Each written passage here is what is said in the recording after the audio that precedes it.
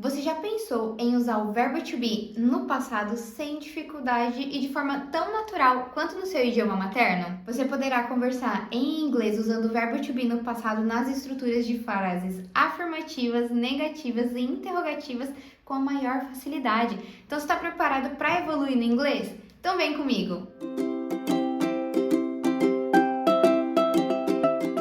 Hi guys, eu sou a Teacher Bia da DB School. Bem-vindos ao nosso canal. Aqui eu te ensino a alcançar a fluência e proficiência na língua inglesa. E hoje eu vou te orientar a usar o verbo to be no passado. Esse vídeo faz parte daquele guia completo do verbo to be que nós vimos na semana passada. Então, se você ainda não assistiu esse vídeo, assiste para acompanhar o raciocínio até aqui. E no final desse vídeo eu vou deixar um exercício para você praticar o que está aprendendo comigo. Bom, vamos lá. No passado, o verbo to be vai assumir duas formas, que é o was e o were. Então, nós vamos entender o que essas duas formas significam, com quais pessoas nós vamos usá-las. Vamos entrar agora na nossa tabela e relembrar os sujeitos, ou seja, as pessoas com quem nós usamos o verbo to be e todas as estruturas de tempos verbais que existem no inglês. Então, nós temos lá I, you, he, she, it, they, we e you. Aqui eu já coloquei qual forma do verbo to be vai ser usada com tal pessoa, para que depois, no final desse vídeo, você volte a estudar e consiga entender a tabela assim de uma forma mais simples. Mas lembre-se, você não precisa decorar essa tabela, você precisa entender o que cada forma significa e com quem você vai usá-la. É isso que nós vamos fazer agora. Então, vamos começar com o was.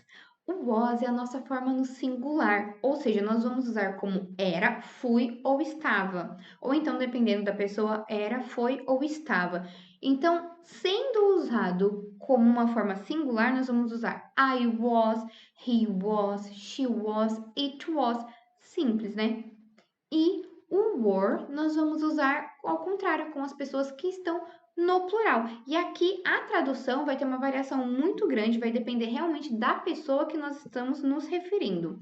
Mas basicamente, you were, they were, we were. Sendo assim, a tradução de o were vai ser para era, foi ou estava, eram, foram, estavam, éramos, fomos ou estávamos. Tudo depende da pessoa que estamos nos referindo. E eu queria dar uma ênfase aqui na pronúncia mesmo. Então imagina que tem um U mesmo antes da gente falar was, e depois were.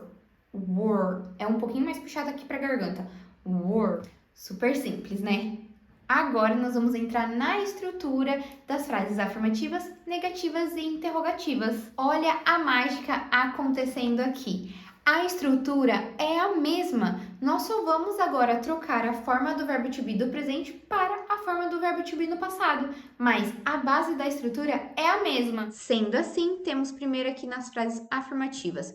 Vamos colocar primeiro o sujeito, depois a forma do verbo to be, que vai ser usada com um determinado sujeito, e o complemento da frase. Então, vamos treinar comigo. I was a teacher. I was a teacher. You were a student. You were a student. He was my father. Ele era meu pai. He was my father. She was my sister. She was my sister. They were happy. They were happy. We were friends. You were beautiful. E olha que legal, algumas vezes a gente consegue fazer aqui um linking sound, que é o quê? É juntar essa consoante com essa vogal. Então, was a teacher, para nossa frase sair mais fluida. Seguindo assim, vamos para a estrutura negativa. A única alteração que nós vamos fazer aqui é adicionar um not depois da forma do verbo to be no passado. Então, I was not a teacher. You were not a student. He was not my father. She was not my sister. They were not happy. We were not friends. They were not beautiful. Podemos fazer aquelas contrações que nós gostamos? Sim, nós podemos fazer a contração aqui. E a forma da contração da negativa vai ser como? Eu vou juntar o was com o not e vou transformá-lo no wasn't. Wasn't. Posso juntar o were com o not e vai virar weren't. Weren't. Então, vamos agora repetir aquelas frases que nós vimos, mas usando wasn't e weren't. I wasn't a teacher. You weren't a student. He wasn't my father, she wasn't my sister, they weren't happy, we weren't friends, you weren't beautiful, you weren't beautiful. E na interrogativa, continuamos fazendo aquela mesma regra. O meu verbo to be vai vir antes do meu sujeito. Was I a teacher? Were you a student? Was he my father? Was she my sister? Were they happy? Were we friends? Were you beautiful? Aqui, antes da minha forma do verbo to be, pode ter alguma outra palavra? Pode ter alguma question words, por exemplo. Who, where, what, e enfim, por aí vai.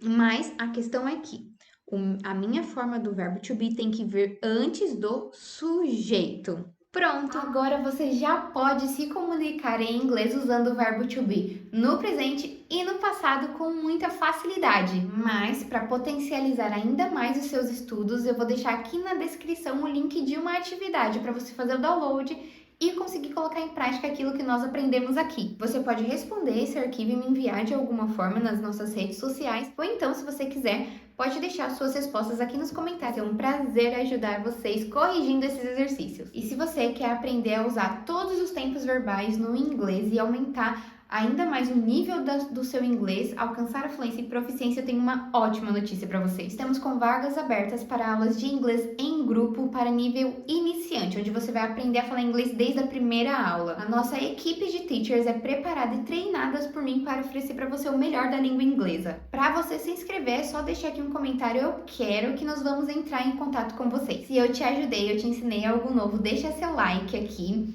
se inscreve no nosso canal e ativa o sininho das notificações para receber a nossa próxima aula. Então, te vejo na nossa próxima aula. XOXO, Teacher Bia!